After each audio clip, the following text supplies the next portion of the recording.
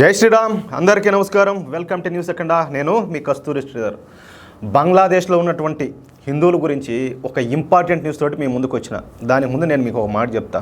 గతంలో కూడా నేను చాలాసార్లు చెప్పిన, నాయన పరిస్థితి ఇప్పుడు మన చేతల్లో ఉండాలి. పరిస్థితి చేయి దాటిపోయిందంటే ఇబ్బంది పడతాము. మనల్ని దగ్గర తీసేదానికి ఏ దేశం కూడా, ప్రపంచంలో ఏ దేశం కూడా ముందుకు రాదు. ప్రపంచమే వెలియబడ్డటువంటి హిందువులు మనము. కాబట్టి పరిస్థితి మన చేతిలో ఉండగానే మనం జాగ్రత్త పడదాము, మన సమాజాన్ని కాపాడుకుందాము, మన ధర్మాన్ని కాపాడుకుందాం అని చెప్పేసి నేను పదే పదే చెప్తానే ఉండా.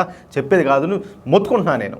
ఈ న్యూస్ ఏనండి, అసలు హిందువుల పరిస్థితి ఎంత దారుణంగా ఉండదో ప్రపంచంలో మీకు అర్థమవుతుంది. దాన్ని బట్టే ప్రస్తుతం బంగ్లాదేశ్లో అయితే పెద్ద ఎత్తున అల్లర్లు జరుగుతున్న సంగతి మనకు అందరికీ కూడా తెలిసిందే.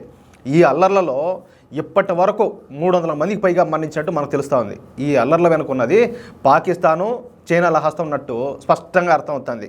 అయితే మొదట ఈ రిజర్వేషన్లు ఎత్తివేయడానికి అని చెప్పేసి ప్రారంభమైనటువంటి ఈ అల్లర్లు తర్వాత ఏంటంటే ఈ హిందూ వ్యతిరేక అల్లర్లుగా రూపాంతరం చెందినాయి. చూడండి యాడి నుంచి ఆడిపోయిందో. ఈ అల్లర్ల దెబ్బకు తట్టుకోలేక బంగ్లాదేశ్ ప్రధాని అయినటువంటి షేక్ హసీనా తన పదవికి రాజీనామా చేసేసి భారత్ వచ్చిన సంగతి మనకందరికీ తెలిసిందే. ప్రధానంగా ఈ బంగ్లాదేశ్కు సంబంధించిన జిహాదీలు కేవలం హిందువులు మాత్రమే టార్గెట్ చేస్తున్నట్టు ఇక్కడ మనకు అర్థమవుతూ ఉన్నది.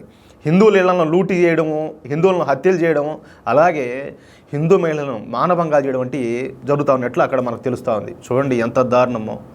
రిజర్వేషన్ల కోసం అని చెప్పేసి ఏదో మొదలయ్యి అది యాడికి వచ్చింది, హిందువుల ఆడబిడ్డలను అత్యాచారాలు చేసే కాడికి వచ్చింది. వాళ్ళ ఇళ్లను లూటీలు చేయడాలు. ఏంది పరిస్థితి, ఎట్లున్నది?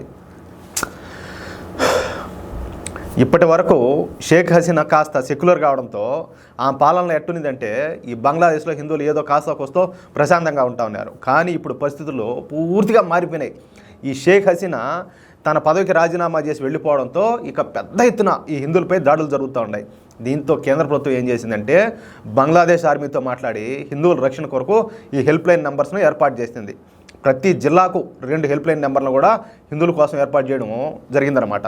అంతేకాకుండా ఒకవేళ రేపు ఏదైనా బంగ్లాదేశ్ హిందువులపై జిహాదుల దాడులు మరింతగా పెరిగినట్టయితే బంగ్లాదేశ్ హిందువులకు ఆశ్రయం కల్పించడానికి సరిహద్దుల వద్ద అయితే, అంటే మన భారతదేశం బంగ్లాదేశ్ సరిహద్దు ఉన్నది కదా, ఆ సరిహద్దుల దగ్గర ఈ శరణార్థులకు సంబంధించి శిబిరాలు ఉంటాయి కదా, ఆ శిబిరాలు నిర్మిస్తూ ఉన్నట్టు మన సమాచారం వస్తుంది.